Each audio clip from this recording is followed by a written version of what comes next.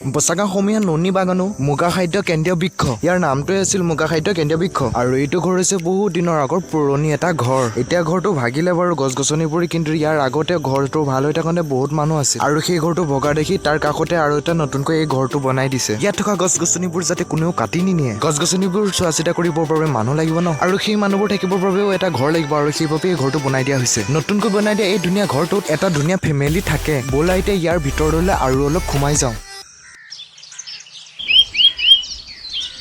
পলুটো লাহেকে লগাই দিলো তো বস্তু চিলিঙি লগাই দিলে এনেকে লগাই দিলো তাৰ পলু লাহেকে উঠি গুচি গ'ল। এই চিলিঙিডালত পলুখিনি লগাই এডাল গছৰ পৰা আন এডাল গছলৈ পলুখিনি অনা নিয়া কৰিব পাৰি। যদি বেছি পলু হয় এনেকৈ চিলিঙিডালত গোটেই পলুখিনি থৈ ল'ব, তাৰপিছত এটা এটাকৈ পলু গছডালত উঠাই দিব, যাতে গছডালৰ ওপৰলৈ সিহঁতি উঠিকৈ পাত খাব পাৰে।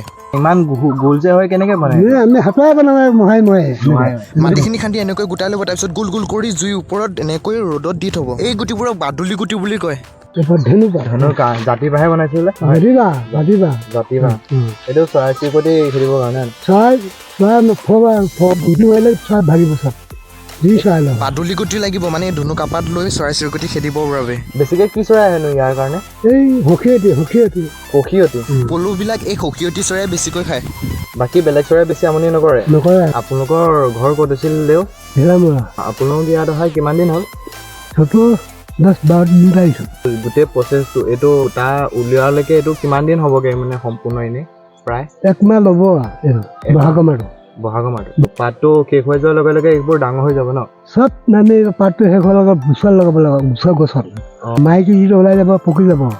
এন্থেৰিয়া আছামেনচিছ এই প্ৰজাতিটোৰ পৰা ওলোৱা পোৱালিৰ পৰাই মুগা সৰু সৰু বাৰীবোৰত যে ওলমি আছে, এই সৰু সৰু গুটিৰ নিচিনা সেইবোৰে হৈছে এই মুগা পলুৰ পোৱালি। মই জনামতে মুগা পৃথিৱীৰ ভিতৰত কেৱল অসমতহে পোৱা যায়। মুগা পলুখিনিয়ে যি টি গছৰ পাত নাখায়, অকল চুম গছ আৰু শুৱাল গছৰ পাতবোৰহে খায়। ইহঁতৰ গাবোৰ একেবাৰেই কোমল। যেতিয়া এই পলুবোৰ পকিবলৈ ল'ব, তেতিয়া সন্ধিয়া সময়ত গছৰ ওপৰৰ পৰা তললৈ নামি আহিব। আৰু ইয়াত থকা মানুহবোৰে কোনবোৰ পকা পলু সিহঁতক চিনি পাবই, আৰু সিহঁতক ধৰি আনি পিনি এনেকুৱা চুম গছৰ পাতে বনোৱা এনেকুৱা জোপোহাবোৰত সিহঁতবোৰক থৈ দিব।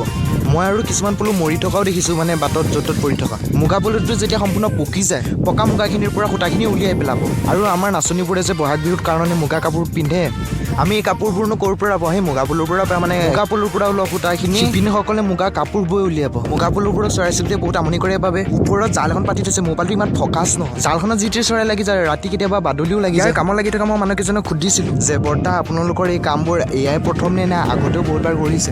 বৰ্তাকেইজনে কৈছে যে অসমৰ যিমানবোৰ এনেকুৱা ধৰণৰ ফাৰ্ম আছে 100% ভিতৰত 50% তেওঁলোক এইবোৰ কাম কৰি কৰি ঘূৰি থাকে। তোমালোকক যিমান পাৰোঁ মই দেখুৱাব চেষ্টা কৰিলোঁ। ভিডিঅ'টো আজি ইমানতে ৰাখিছোঁ। আশা কৰোঁ অকণমান হ'লেও চাই ভাল পালে। বাই নেক্সট টাইম ব্লগত লগ পাই আছোঁ।